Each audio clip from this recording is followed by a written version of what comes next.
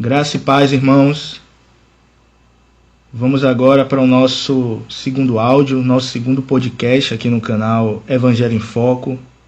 E hoje vamos tratar de um assunto muito emblemático, um assunto que não é muito falado em nossos dias, não é muito compartilhado nas assembleias de irmãos e que infelizmente também tem sido muito deturpado.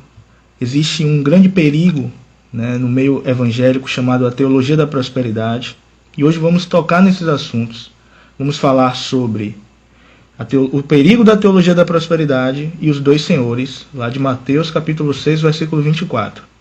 E o nosso convidado de hoje é o irmão Alisson, lá de Sumaré, interior de São Paulo.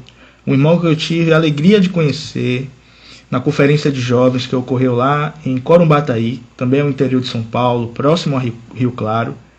E foi um tempo maravilhoso com Deus, um tempo maravilhoso com os irmãos lá, onde o irmão Alisson tocou nesse assunto. E foi aí que eu comecei a ter um interesse em aprender mais em relação a esses aspectos. Então seja muito bem-vindo, irmão Alisson, que Deus possa conduzir toda essa conversa e que os irmãos possam ser edificados. João Camilo, meu querido, graça, paz e misericórdia Amém. A todos os irmãos. Eu que agradeço a oportunidade de estar participando aqui do canal Evangelho em Foco. Amém. E queria orar mais uma vez. Amém, irmão. Querido Pai Celestial, obrigado por ainda nesse dia podemos contar com o Espírito Santo. Amém. Nosso ajudador, nosso consolador. Amém. Ó, aquele que nos leva até as realidades do nosso Cristo e que nos inspira, que nos motiva a viver essa vida cristã nesses dias tão difíceis, Senhor. Nós pedimos a Ti que nos livre de todo engano, livre o Teu povo de todo qualquer engano, Senhor. Amém. Que possa surgir ou por ignorância ou por pessoas mal intencionadas, Senhor. Amém, Senhor. Nós pedimos isso no nome de Jesus. Amém. Amém, Senhor Jesus. Irmão Alisson, como eu já tinha comentado no início em relação ao tema, o que mais me despertou em relação a esse assunto, quando eu vi o irmão compartilhar lá na conferência de jovens de Rio Claro, é porque realmente é um assunto que não é muito tocado pelas lideranças, em muitos grupos cristãos. E esses aspectos das finanças são muito exaltados, são tocados de forma não bíblica, porque o dinheiro ele está na Bíblia. A Bíblia ela toca no dinheiro, não é isso?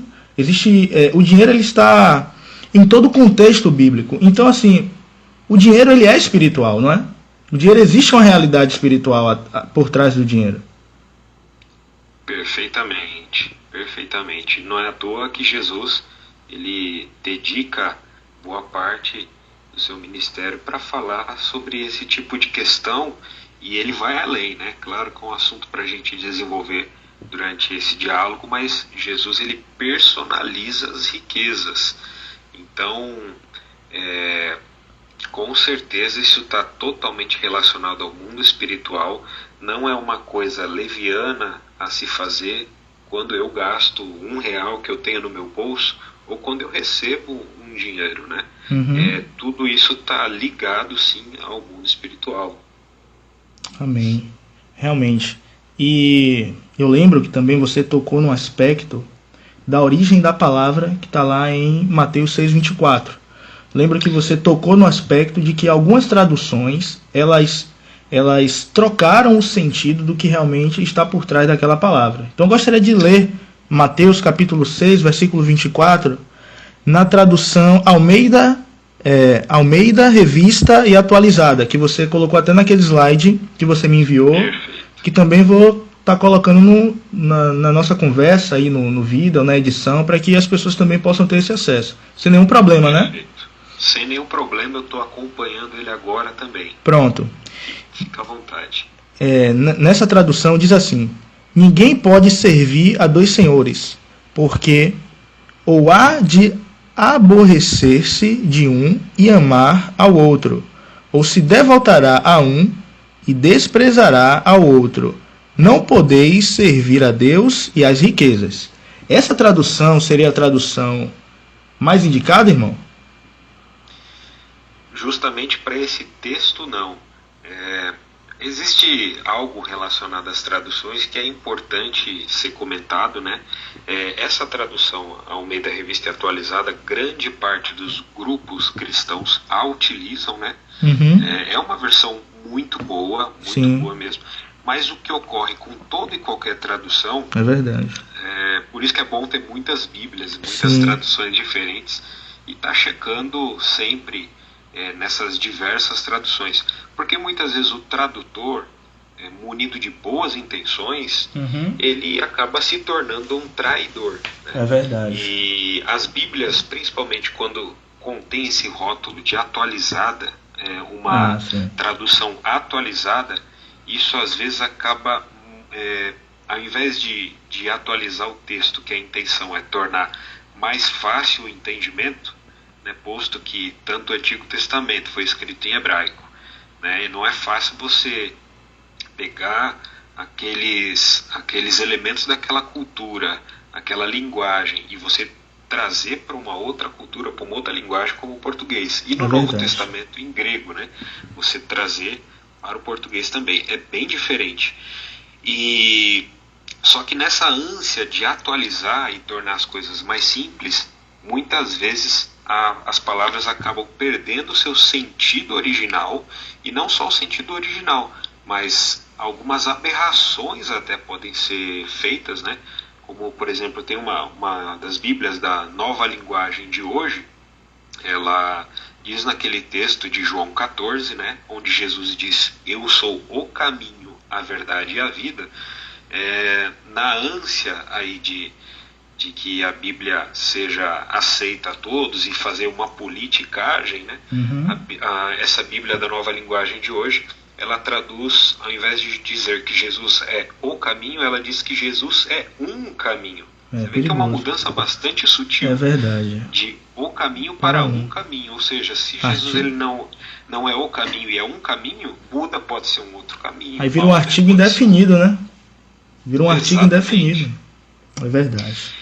E muitas Bíblias, muitas dessas traduções acabam modernizando, né, querendo modernizar e tornar a palavra de Deus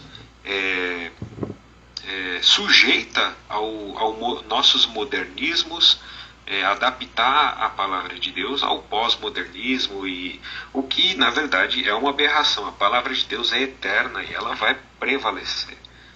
Por mais que tentem colocá-la numa perspectiva dos nossos dias para não ferir grupo A ou grupo B, no final é ela que vai prevalecer. É verdade. Então, se você pegar outra versão, esse mesmo versículo, né, como tá lá no slide, a versão que é um pouco mais antiga, que é a Almeida Revista e Corrigida, o texto já diz diferente. Ele fala: ninguém pode servir a dois senhores, porque ou há de odiar um e amar o outro, ou se dedicará a um e desprezará ao outro. Não podeis servir a Deus e a Mamon. Aí já muda tudo, né? Diferente. Muda tudo mesmo. É verdade. Porque você acaba escondendo uma palavrinha dessa, você acaba mudando toda a mensagem. É verdade. Que está sendo dita ali por Jesus. Sim, com certeza. E o mais que me chama mais atenção, quando se coloca a palavra mamon, deixa específico que não é apenas o dinheiro, ele não é apenas algo material, mas que ele é uma entidade, que é algo espiritual. Então isso fica claro quando a tradução é colocada como mamon, que o dinheiro é algo espiritual. Sim. Ele é algo ligado a uma entidade mesmo. Jesus, ele personifica, né? Ele personifica. E ele coloca mamon com M maiúsculo. Na outra versão que a gente leu antes, fala riquezas, né, com R minúsculo. Mas nessa versão tá mamon com M maiúsculo. Sim. Existe uma grande diferença, né? É verdade, meu irmão. Então, esse mamon, Alisson, ele era uma entidade? Já existiam povos que adoravam essa entidade? feito. Existiam muitos povos que adoravam essa entidade. Existem inclusive imagens, se você for procurar no Google dessa entidade. A raiz dessa palavra Mamon, a raiz da palavra vem de confiar, né? Que a princípio queria dizer aquele dinheiro que você confia a alguém para ter seguro, né? A riqueza, uma espécie de poupança. Sim. Uma riqueza que você confiava aos cuidados de alguém, né? Você vai sair numa viagem, né? Principalmente naquele contexto antigo, você vai sair em viagem e você tem os seus bens. Você deixa aquele dinheiro na confiança com alguma pessoa de confiança, e quando você retorna da viagem, você pega aquele dinheiro de volta. Sim. Só que com o passar do tempo, esse termo, né, chegou a significar não aquilo em que se confia, mas aquilo em que alguém põe a confiança mesmo, né? Sim. E finalmente passou a descrever com M maiúscula e chegou a ser considerado uma divindade.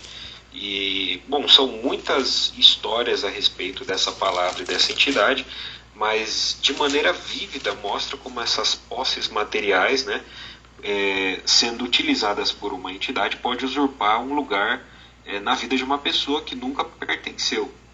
É verdade. E é interessante ainda, antes de continuar falando quem é Mamon, mostrar a quem que interessa que o texto bíblico não seja colocado como Mamon. Sim. E não é interessante para seitas ocultistas, a gente pode falar, para seitas satânicas e para esse tipo de falso evangelho que se apresenta no meio cristão. Sim. Porque uma vez que esteja escondido, né, essa entidade ou essa verdade a respeito de quem seja Mamon, eles têm mais liberdade de atuação, né, por conta dessa perpetuação do segredo deles. Sim. A teologia liberal, o humanismo, esse cientificismo moderno, essa militância ateísta, nihilista, porque todos eles negam o sobrenatural. E Jesus, ele, ao falar de Mamon como uma entidade espiritual, citando o nome de um personagem, ele está fazendo uma ligação com algo sobrenatural.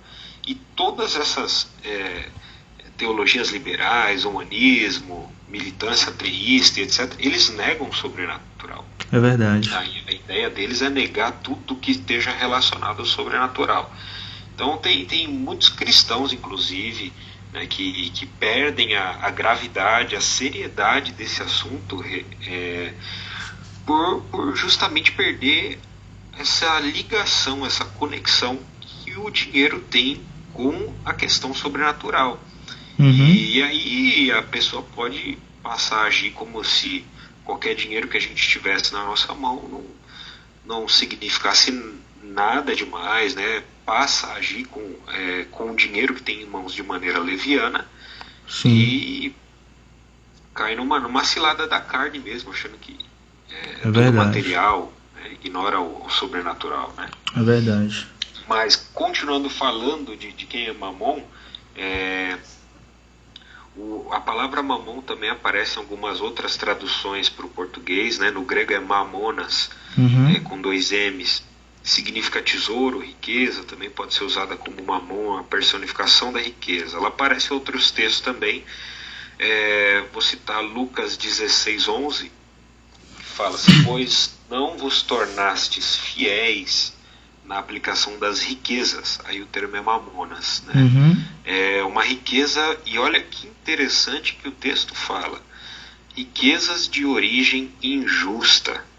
Sim. Então, essa palavra está sempre associada a uma riqueza de origem injusta. E o texto termina assim: quem vos confiará a verdadeira riqueza? Então, ou seja, aqui está sendo feita uma diferença entre uma riqueza verdadeira e uma riqueza de origem injusta. Sim. E isso é muito interessante, né? E as traduções mais novas, né, principalmente no português, vão utilizar a palavra riqueza no lugar de mamon. Então existem motivos para essas coisas acontecerem, né, em várias traduções. Sim. E é interessante que a gente, a gente jamais pode ignorar essa questão que Jesus ele personifica a riqueza. Esse Mamon ele também é conhecido como Pluto, né? O Pluto, que é bem conhecido por aí. Sim, verdade.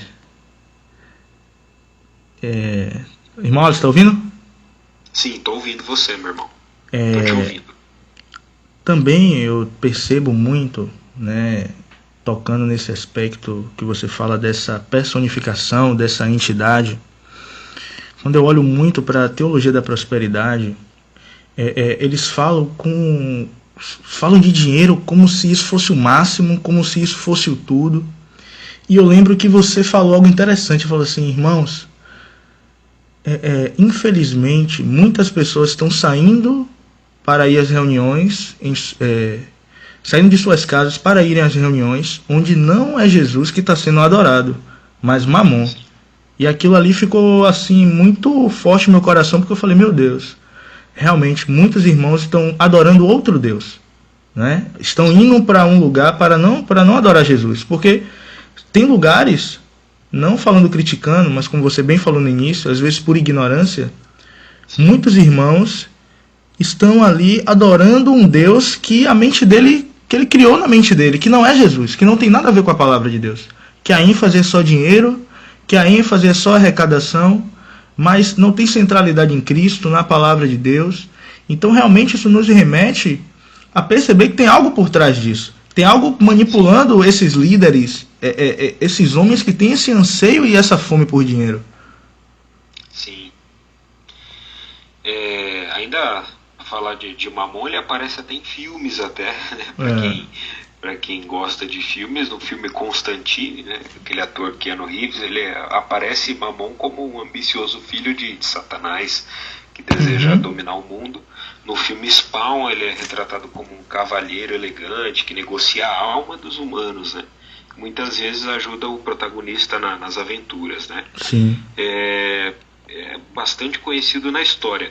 Mas, como você mesmo falou, Mamon, ele é o Deus, um D minúsculo, da teologia da prosperidade. É o Deus dos pregadores que só querem o dinheiro do povo, né? Comer a gordura das ovelhas. Isso é verdade. O grande problema com respeito a essa teologia da prosperidade, né? Que ela é uma teologia fechada. Em que sentido que ela é fechada? Geralmente, os membros desses grupos que estão submersos, essa palavra submerso até foi uma boa palavra para falar de quem está preso, né, nessa teologia, eles não conseguem ver mais nada ao redor. Se eles conseguissem ver algo ao redor, né, ver o que outros cristãos estão praticando, ao mínimo, isso talvez já poderia ser libertação para eles. Geralmente são grupos fechados, grupos onde as pessoas geralmente não conseguem olhar à sua volta, só conseguem olhar para o seu grupo, e geralmente o ambiente todo é focado para isso, para você não olhar nada que esteja fora do seu grupo. Sim. Né? Não olhar para outro pastor. Geralmente a característica do membro, né, desse grupo, ele só vai escutar a pregação daquele pastor, ele só vai ler livro da editora daquele grupo. Isso. Então isso por si só acaba sendo uma teologia fechada. Às vezes não pode nem conversar com cristãos que congregam em outros lugares, e isso dá poder para esse tipo de teologia. Sim, isso é verdade. É isso que faz ela prosseguir, né? Sim. Então esse seria o primeiro ponto a respeito dela. Ela é uma teologia fechada, né? Então, por outro lado, se esses amantes da teologia da prosperidade, né, esse tipo de cristão que gosta, né, de vangloriar-se, né, de que conseguiu enriquecer, né, e ele por si só, ele está num grande engano, porque se enriquecer fosse o parâmetro, se enriquecer fosse aquilo que mostra que alguém está bem com Deus, e a pessoa realmente olhasse para fora do umbigo, né, e do grupo, ela veria que as pessoas mais ricas do planeta, elas são satanistas. Isso é verdade. Então, isso por si só era para colocar um ponto de dúvida na cabeça dessas pessoas. E ao ler a palavra, né, quando a gente vê a vida dos apóstolos, como eles morreram, né, o próprio Paulo, que foi um homem que propagou o evangelho de tamanha maneira, que escreveu 3 epístolas, Paulo, na sua morte, ele disse: vai a Troade e pega minha capa, meu pergaminho, os meus livros. Antes da sua morte, um homem que virou o mundo de cabeça para baixo, ele não tinha dinheiro, ele tinha pouquíssimos bens materiais, praticamente nenhum. Mas ele era rico daquilo que o dinheiro não pode comprar, ele era rico da presença de Deus, da vida de Deus. Então, quando a gente olha esses homens que pregam hoje na teologia da prosperidade, que diz que quando a pessoa ela não prospera porque ela está debaixo de maldição hereditária, ela está com encosto, ela está com várias coisas, a gente olha e fala: poxa, se pobreza, se você não tem dinheiro, se você está numa situação difícil, isso é sinônimo? Geralmente, nesse tipo de grupo acontece essa situação, né, tragicômica, de o líder do grupo ser a autoridade final, ser a voz, né?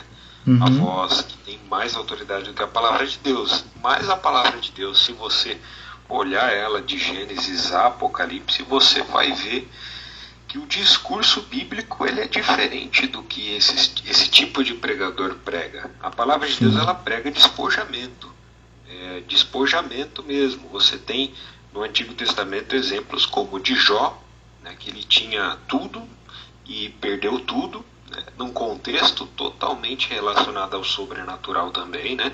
É uma baita de uma lição e está totalmente relacionado a Mateus 6:24, a história de Jó. Sim. E não só o exemplo de Jó, mas muitos dentro do povo de Israel. E no Novo Testamento, então, nem se fala o que dizer do próprio Senhor, que tipo de vida Jesus teve. É verdade. E existem muitos desses grupos que dizem que se você não tem tal coisa, você tem demônio. Sim. O que dizer de Jesus? É verdade. Que viveu como um carpinteiro, trabalhando duro, né? Trabalhando pesado, e naquela época não era fácil mesmo. Quem conhece o contexto daquela época sabe que era muito difícil o trabalho ali. É verdade. E Jesus mesmo fala: olha, o Filho do Homem não tem onde reclinar a cabeça.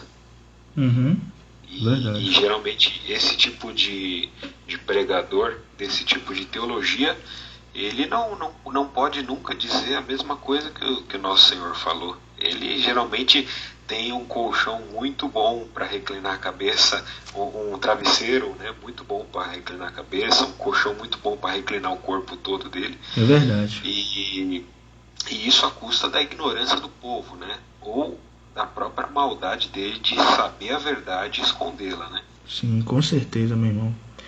E a teologia da prosperidade, meu irmão, eu também percebo que é algo que afasta muitas pessoas de ouvirem o verdadeiro evangelho. Até pessoas ímpias mesmo, quando você... Não sei se você já teve essa experiência de evangelismo, até falar de Jesus para algum amigo, algum familiar, e as pessoas perguntarem assim: mas você convidar alguém para ir onde você reúne, as pessoas falam assim: mas lá pede dinheiro, né? Então tem pessoas que já tem isso impregnado na cabeça, como se evangelho tivesse alinhado com dinheiro.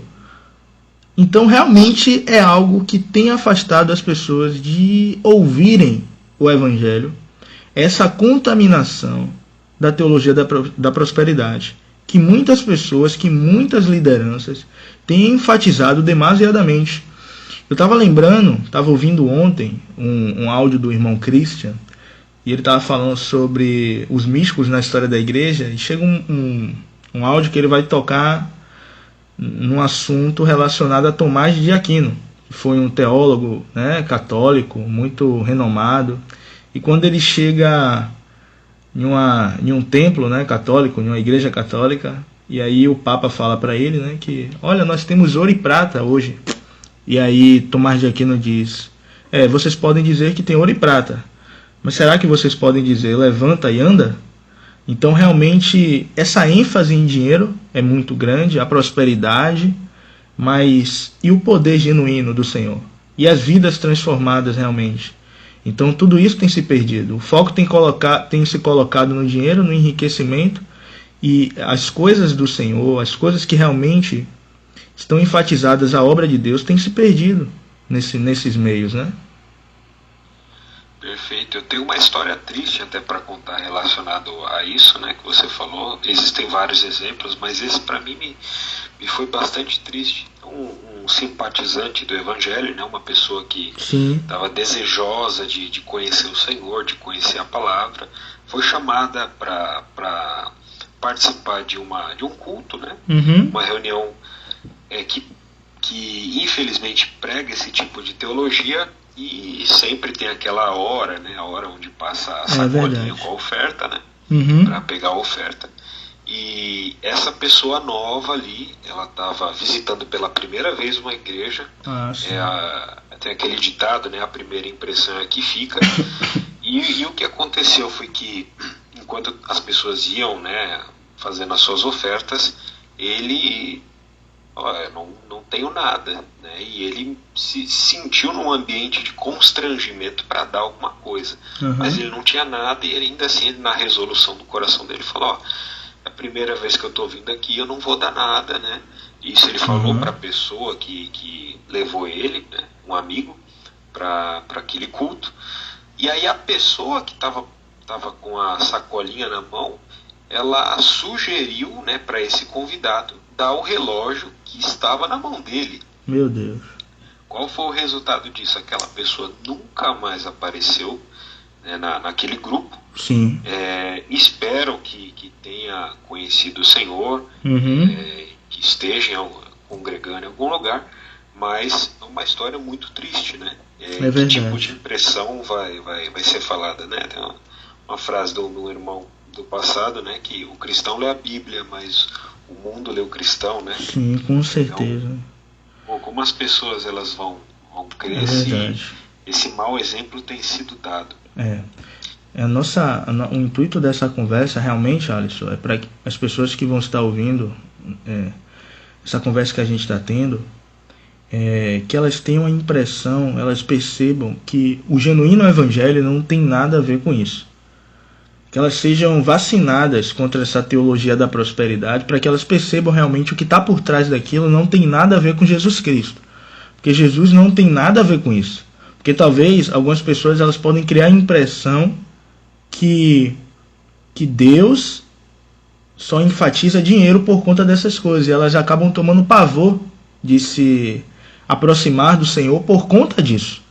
Então o intuito da nossa conversa aqui é para que as pessoas que estão ouvindo, elas sejam vacinadas, para que elas entendam o que realmente está por trás disso. O que é que Jesus fala em Mateus 6,24, que ali não é apenas, dinheiro não é apenas algo material, mas é algo espiritual. E que os corações de homens, eles podem ser enganados por essas coisas. Essas lideranças podem estar sendo influenciadas por outras coisas. A ganância do coração deles dão brecha para que esse espírito atue por trás. Como Paulo diz em Efésios capítulo 6, que a nossa luta não é contra carne e sangue, mas contra os principados e potestades nas regiões celestiais.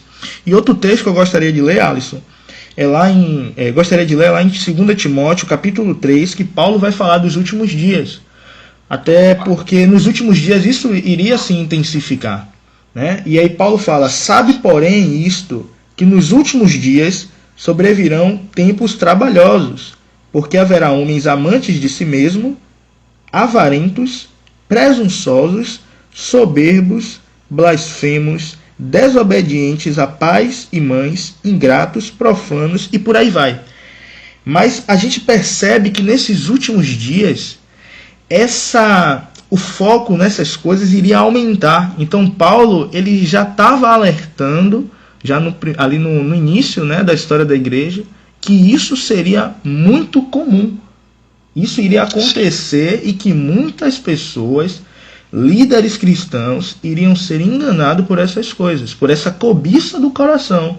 E aquilo que a gente tem falado, o que está por trás dessas coisas.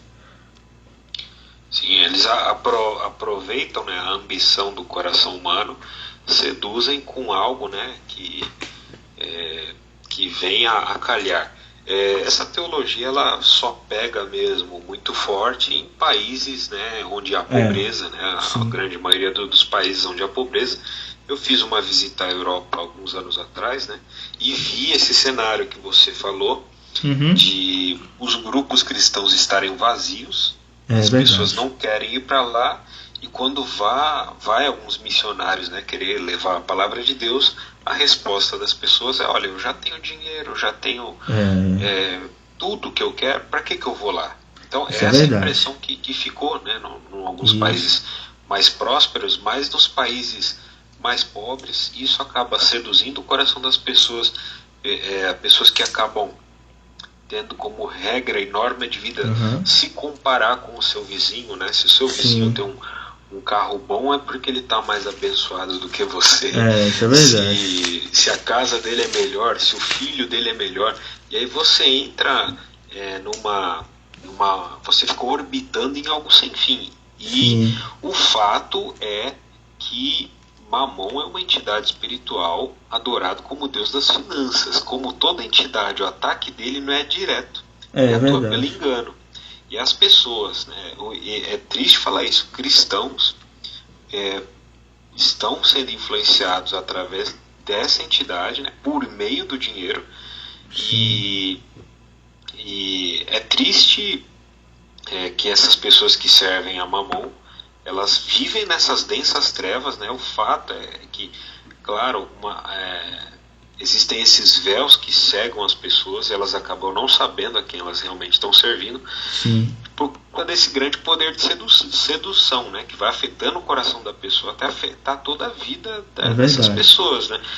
Chega uma hora que a pessoa está mentindo, ela está roubando, por conta daquela finalidade que ela tem, e depois diz que tudo aquilo ela fez em nome de Deus. É verdade. E ela ignora que ela mentiu, os meios que ela fez para conseguir aquela riqueza, né? É verdade.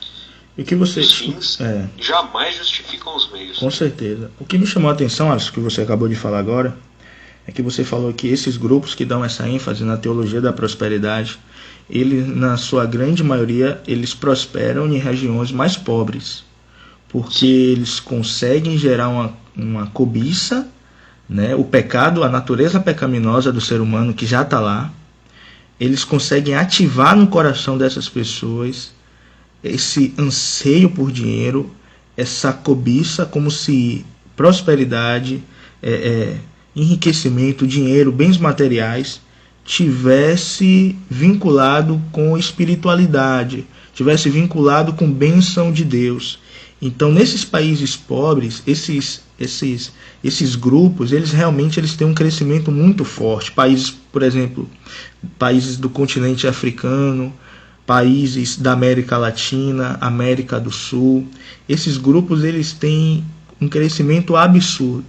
Porém, como você bem citou, em países europeus, as pessoas lá, por elas já terem uma condição de vida legal, elas acabam não caindo neste engano, mas por um lado elas também acabam se esfriando mais para o lado do evangelho, porque elas usam o argumento: se o evangelho é ganhar dinheiro, eu já tenho dinheiro, eu não preciso disso, então para mim está tudo beleza.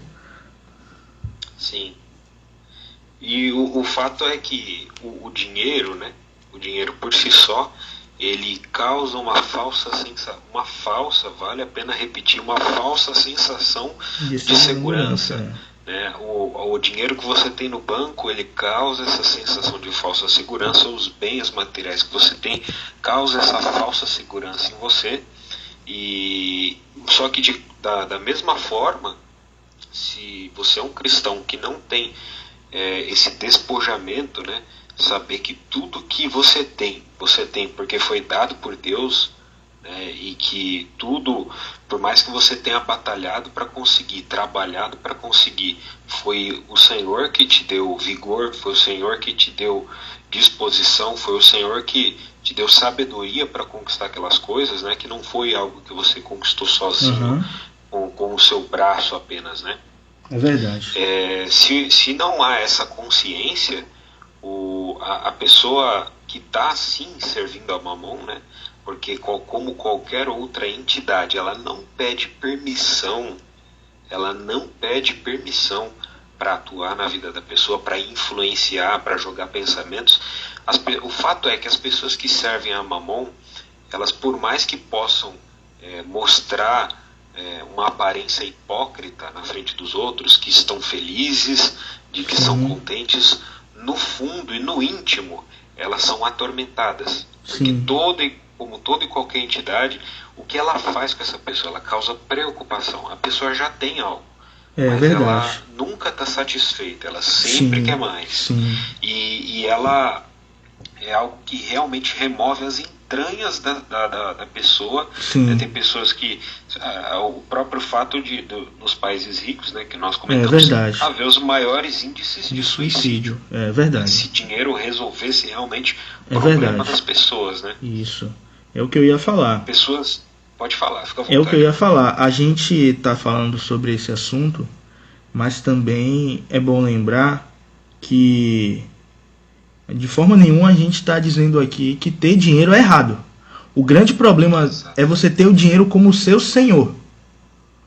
É você ter o dinheiro como a sua esperança, né? E aí é o grande problema. Porque se você coloca a esperança nisso, com certeza você não vai ser feliz. Porque, como você bem disse, como é que em países que o nível de salário, o nível de vida, IDH altíssimo, por exemplo, se eu não me engano, como a Suíça, países como a China, países que são bem desenvolvidos economicamente, como é que nesses países o alto índice de suicídio está lá em cima? Como é que as pessoas cada dia mais estão se matando, mesmo com dinheiro? A gente pode ver famosos que também diariamente estão nos jornais, estão nas revistas, nas redes sociais. A gente percebe e vê que está lá, fulano de tal está com depressão, fulano de tal está com crise de pânico, ansiedade. Pessoas que têm dinheiro, pessoas que têm uma condição de vida boa, mas que no fundo elas não possuem uma felicidade, porque talvez elas tenham colocado a esperança delas naquilo que não é eterno, naquilo que não tem realmente um valor eterno. Sim. E o grande problema é que Mamon, ele não é uma entidade boazinha, né? A gente precisa desmascarar isso. Não uma entidade que vai... claro, ele passa uma falsa ilusão de que a pessoa está no controle da vida dela, mas ele é um ditador. É um ditador, porque não é à toa que Jesus usa o termo, em Mateus 6,24, falando não poder servir a dois senhores. Radicalismo, né? Não pode, não tem como. Exatamente. E ele coloca Mamon como um senhor, não como uma coisa pequena, simples, né? Besta. Né? Exatamente. Algo que vai causar um prejuízo temporário. Então seria até interessante entrar nesse contexto, né, do que Jesus falou, da palavra servir e da palavra servir e senhores, né? No caso, a palavra servir, ela é algo que está relacionado ao campo da vontade. O termo servir vem do grego, do lain, da onde vem o termo doulos, que significa servir como escravo. Então, olha só que coisa mais profunda, né? Quando Jesus fala ali, não podem servir, o termo ali é servir como escravo. Então, se você tem a chance, né, que Jesus coloca de você servir a Deus, servir como escravo, ou servir a Mamon como escravo. Se Mamon, Jesus coloca ali de maneira clara que há pessoas que vão servir a Mamon como escravo, é porque Mamon seria um senhor. Então, falando sobre a instituição da escravidão no mundo antigo, e falando justamente aquele mundo de Jesus, aos olhos da lei, o escravo ele não era nenhuma pessoa, o escravo ele era uma coisa. E carecia absolutamente de direitos que fossem seus próprios. Então é interessante que aqueles que servem a Mamon, eles não têm direitos próprios. Todos os direitos deles pertencem a Mamon. O amo podia fazer dele absolutamente o que bem quisesse. Essas pessoas elas estão sendo manipuladas. para a lei, o escravo ele era uma ferramenta viva, né? O amo podia vendê-lo, castigá-lo, descartar e até matar o escravo. É verdade. Era uma posse do dono de uma maneira tão completa como eram os bens materiais dele.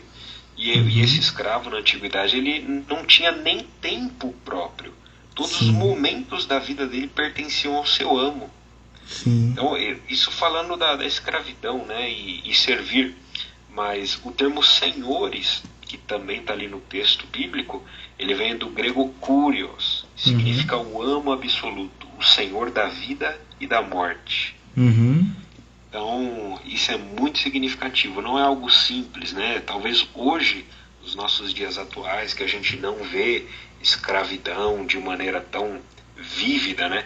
Como houve há 200 anos atrás, e se a gente for descendo mais os anos, né? Para mais antiguidade, a gente ia ver que a escravidão era algo muito sério. Mas hoje a gente olha as coisas de maneira bastante leviana, né? Não tem ideia realmente do que era a escravidão. É uma escravidão, então, parece que é uma escravidão assim, irmão Alisson, mais no aspecto da mente, da alma, né? Não algo como antes, né? Que o escravo estava ali preso, que servia, mas hoje talvez seja uma prisão na mente, seja uma prisão espiritual realmente, né? Uma prisão espiritual e é interessante como o tempo, né? O escravo ele não tinha o tempo próprio. Geralmente as pessoas que servem a Mamon, elas estão querendo o tempo inteiro ganhar dinheiro, né? É verdade.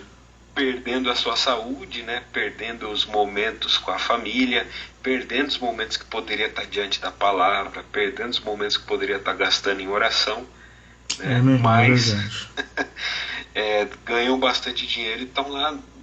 Não perde um culto, né? Para mostrar para os outros, a motivação muitas vezes é essa, né? Mostrar para os outros que está bem.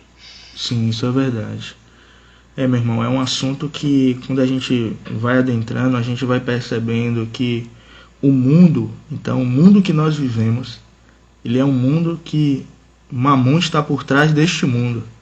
Porque quando a gente olha a corrupção, né, a violência, quando a gente olha vários aspectos, não só esse da teologia da prosperidade, esse é um onde Mamon se enquadra também, mas o mundo todo ele está sendo regido por essa entidade, né? O mundo todo está sendo controlado por essa entidade.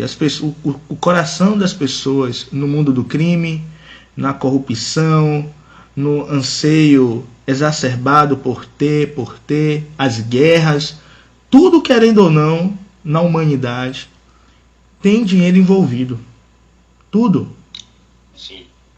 Inclusive no meio cristão, né? Quantas confusões, divisões e rachas entre grupos, a motivação não é o dinheiro em si. Sim. E Mamon está lá, né? Como um manipulador, né? Movendo as suas marionetes em prol dos seus propósitos. É verdade. É claro, né, que você mesmo salientou, o mundo ele tá submerso, ele está sendo influenciado por Mamon, mas o triste que a gente comenta é o fato de estar cristãos, né, seguindo essa mesma corrente. Sim, verdade. E no contexto ali do Sermão do Monte, onde Jesus falou disso, né, é interessante que logo em seguida, ao ele falar dessa questão dos dois senhores, Jesus mesmo dá a cura, né? Ele não é apenas alguém que exorta, né, que adverte, mas ele dá a cura. E a cura, né, para um cristão, né, se você for um cristão que está ouvindo isso e que está envolvido com esse tipo de teologia falsa, ou que sente no seu coração, né, que o dinheiro você tem mal empregado ele, que você tem recebido o seu dinheiro e você nunca passou a considerar que o seu dinheiro ele está relacionado com o mundo espiritual e que cada centavo, né, que a gente gasta, a gente vai prestar conta um dia disso também. A cura disso das preocupações, né, das preocupações, dessas ansiedades, e a cura para a servidão de Mamon é a paternidade de Deus. Jesus ele fala muito claro ali, nos textos seguintes, no contexto ali, comparando os gentios, né? Ele fala, ó, eles não têm o Pai Celeste. É verdade. Puxa, e que conforto nos dá saber, como cristãos, que nós temos o Pai Celeste. Amém. E aí Jesus vai dando exemplos após exemplos, né? Nem Salomão em toda a sua glória se vestiu como os lírios. As preocupações de comer, beber, vestir, né? Que comeremos, que beberemos, Amém. com que nos vestiremos. Então, o nosso Pai Celeste, ele nos diz que a sobrevivência física não é tudo nessa vida. É verdade. E que nós não somos apenas um corpo, né? Sim. Nós não estamos aqui apenas para satisfazer as necessidades do nosso corpo. É verdade, meu irmão. Nós também temos uma alma, nós temos um espírito, não somos apenas corpos vagando pela terra, né? É verdade. E as necessidades do nosso corpo, elas não são um objeto válido para que a gente devote a nossa vida, devote tudo que a gente tem. Então, uma vez que o cristão ele tem essa consciência, e essa consciência é fundamental, de que nós somos filhos, de que nós temos um Pai Celeste, Amém. de que esse Pai Celeste ele nos ama, né, acima de tudo, porque somos filhos, e Amém. de que esse Pai Celeste não nos abandona, que esse Amém. Pai Celeste ele nos provê tudo. Amém. Toda a nossa perspectiva muda. Amém. Primeiro, só de falar isso eu sinto libertação. É verdade. É tão gostosa essa sensação Amém. de nosso Pai Celeste estar olhando por nós, né? Tá cuidando de nós, e Ele sabe de todas as nossas necessidades. Amém. Amém, meu irmão, é verdade. Ele é a nossa esperança, né? Onde a gente coloca a nossa confiança. Nós não temos confiado a nossa vida às riquezas, aquilo que pode passar, mas nós confiamos a nossa vida no Senhor, porque é Ele que nos conduz. E quando a gente entende que o Evangelho ele é muito mais do que apenas, como alguns grupos enfatizam, muito mais do que falar de dinheiro, mas é conhecer ao Senhor Jesus, é ser amado por Ele, é colocar nosso jugo, é colocar as nossas dificuldades, é termos um Pai que nos supre com o pão diário, com o amor, com a segurança. Isso é o Evangelho. O Evangelho ele está centrado em uma pessoa, e essa pessoa é Cristo. Nós não podemos servir a dois senhores. Não que a gente está dizendo aqui, a gente não está proibindo as pessoas de trabalharem honestamente, ganharem seu dinheiro, não é isso. É importante sim você ter como sustentar sua família, é importante sim. Nós precisamos do dinheiro para o nosso dia a dia. O dinheiro tem sua importância, mas o que nós estamos falando nós não devemos colocar o nosso coração, nós não devemos colocar nossa vida empenhada apenas a isso. Porque se nós fazemos isso, nosso coração já está sendo dominado por outro Senhor.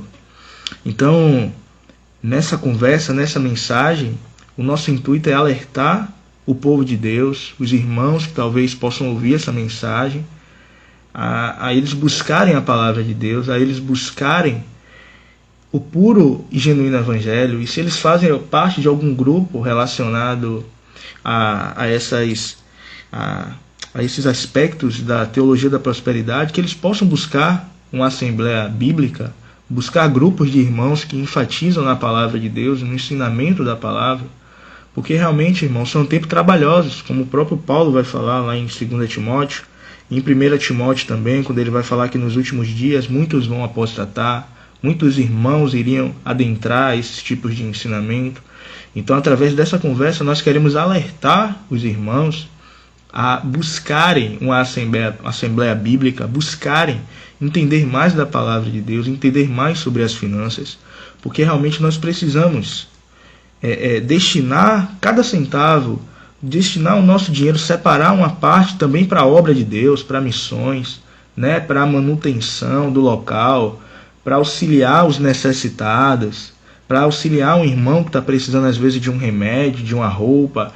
Então o dinheiro em si ele tem uma importância também, não é, Alisson? Ele não apenas o lado negativo, mas dentro de uma assembleia, dentro de um grupo cristão, há necessidade também de nós usarmos o dinheiro para coisas boas. Sem dúvida alguma, há cristãos sendo perseguidos no mundo todo, cristãos que carecem às vezes de um alimento, né, que estão nos campos aí nos representando, morrendo no Oriente Médio, na Coreia do Norte, em países onde a igreja não podem nem sequer entrar bíblias nesses países, né?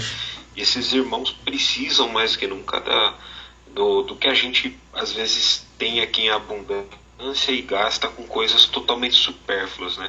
Com certeza. E Jesus, ele é nosso Senhor, porque Amém. nós escolhemos servi-lo, né? Amém. Diferente de Mamon que vem de maneira traiçoeira, sedutora, Jesus, ele é digno de que nós nos venhamos a ele, né? Um dia todo joelho vai se dobrar, toda língua vai confessar de que ele é o Senhor nos céus, na terra, debaixo da terra. Mas o nosso grande privilégio hoje é poder já reconhecer essa realidade que vai ser proclamada, né, um dia, e poder proclamar isso não apenas com os nossos lábios, mas no nosso coração também. Amém, Senhor. Nós sermos servos, né? Porque esse Senhor, ele não é um ditador, ele não é como um Mamon. Esse é um Senhor boníssimo. Amém. A palavra de Deus diz: só um que é bom é Ele. Amém. É Ele que é bom. E é verdade. Graças a Deus pelo privilégio, né, de Amém. Nós estarmos falando, expondo esses fatos aqui, expondo essa entidade, para quem não conhece. Amém. Isso aí. E Amém. Uma última coisa que eu ia falar, né? Eu disse que a palavra mamon vem da raiz confiar, né? Isso. É interessante que a própria palavra confiar, ela significa confiador. Ou seja, você tem um fiador. É verdade. Então, o nosso fiador, né? Aquele que vai garantir o nosso futuro, que vai garantir a nossa segurança, a nossa paz, aquele que vai ser mamon, ou o nosso fiador é Deus. Amém. Ele que já pagou um alto preço, né? Deus, Jesus, que já pagou um alto preço por nós. Como diz em 1 Pedro, né? Que não fomos comprados nem por ouro, nem por prata. Nós fomos comprados pelo precioso sangue, né? Então é o sangue que nos comprou. Nós não fomos comprados por nada de valioso nesse mundo, mas pelo sangue de Jesus Cristo. Esse é o melhor fiador que existe. É verdade. Nos presenteia, né? Nos dá a dádiva de sermos salvos pelo amor, pela graça. Isso é maravilhoso, meu irmão. Amém. Meu irmão Alisson, eu gostaria de agradecê-lo por participar, por ter aberto seu coração, falado: não, irmão, pode contar comigo, né? Mesmo estar gravando aqui tarde, um pouquinho mais tarde. E fico muito feliz de ver pessoas que têm se doado, que têm se entregado à obra, né? Você, o irmão Daniel, irmãos que têm me dado suporte, que têm me ajudado em muitos momentos, né? Quando eu tive ali algumas dúvidas, algumas questões, algumas indicações de livros, sempre eu pergunto para vocês. E eu te agradeço, meu irmão, de todo o coração. Que Cristo possa te abençoar ricamente, continuar abençoando você, sua família, abençoar sua esposa, o seu filhinho que está por vir aí agora também. Então me alegro muito, irmão, de conhecer pessoas como você, pessoas que têm se dedicado à palavra, que têm estudado. E eu gostaria também de indicar para os ouvintes o canal do irmão Alisson, o canal Holístico. A gente pode marcar, né, outra conversa, Alisson, para falar mais sobre seu canal, porque realmente são temas tocados lá, né, que realmente são bem comuns do meio do Evangelho. E realmente precisa de uma introdução, de um entendimento mais claro, né, do que é o canal Holístico. Mas tem muita coisa interessante lá, se a gente abrir nosso coração para ouvir. para ouvir o que o Senhor Jesus pode falar no nosso coração através do que o irmão Alisson tem feito o trabalho nesse canal. Então gostaria de indicar vocês, vou colocar na descrição desse vídeo o canal do irmão Alisson para vocês seguirem lá, para vocês acompanharem. E é isso, meu irmão. Muito obrigado de todo o meu coração. Meu irmão, eu que agradeço, e de fato, como você bem falou, para falar do meu canal precisa de uma introdução, né? Porque a ideia ali é quebrar paradigmas mesmo, né? E olha, eu tenho sido agraciado pelo Senhor, pela companhia de pessoas como você, amigos que Deus coloca na nossa jornada mesmo, para que a gente possa correr a carreira cristã, né? Amém. Podendo dividir fardos. Amém. Amém, meu irmão. Eu gostaria de orar para a gente encerrar, meu irmão. Pode ser? Pode ser. Senhor, eu te agradeço, Pai. Te agradeço por esse tempo com o irmão Alisson. Que o Senhor possa abençoar, Pai. Abençoar esta mensagem. Que o Senhor possa fazer chegar aos ouvidos de quem o Senhor quer, Pai. Que o Senhor possa nos perdoar de algo que foi dito, que talvez não seja da tua vontade, do teu querer. Mas estamos aqui, Pai, de coração aberto para te servir, para levar a mensagem do Evangelho, uma mensagem pura, uma mensagem, Senhor Deus, onde o seu nome é exaltado, Senhor. Por isso eu quero te pedir, Pai, abençoa esta mensagem, Senhor. Que cada palavra que foi dita possa ser ungida, tocada no coração de cada ouvinte, de cada pessoa, Senhor Jesus Cristo, para que o seu nome seja glorificado, para que o teu povo seja alertado, Senhor, nesses dias de tanto engano, Senhor Deus, onde Mamon tem apreendido muitos corações, Senhor. Te pedimos, ó Pai, em nome de Jesus, que todo irmão, que toda pessoa que esteja presa, Deus, a esse tipo de evangelho, a esse tipo de ensinamento, Pai, que o Senhor possa trazer, Deus, a essa pessoa a luz clara do puro evangelho, Senhor. E abençoa também o teu servo Alisson, conduza ele, a vida dele em todos os aspectos, Pai. Em nome de Jesus te oro e te agradeço, Pai. Amém. Amém. Obrigadão, meu irmão. Forte abraço, tamo junto. Eu que agradeço, tamo junto. Valeu.